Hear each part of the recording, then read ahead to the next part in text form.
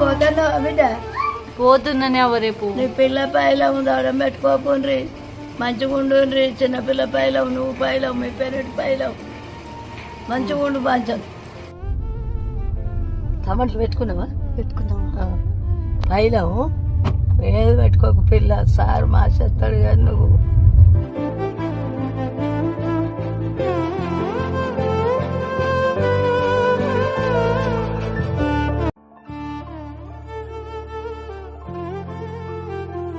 మనం మన పుట్టింటికి వెళ్తున్నామంటే మన వాళ్ళు ఎంత హ్యాపీగా ఫీల్ అవుతారో, మనం మన అత్తారింటికి వస్తుంటే మనకంటే ఎక్కువ బాధపడతారండి.